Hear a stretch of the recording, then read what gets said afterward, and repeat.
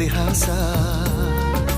ಪ್ರೀತಿ ಎಂದರೆ ಹೀಗೇನೆ, ಕಾಲ ಎನ್ನುವ ಕಾಲನೇ ಬಿಟ್ಟು ಬಾಳುವುದು ಗೊತ್ತೇನೆ, ಲೋಕ ಎನ್ನುವ ಲೋಕನೇ.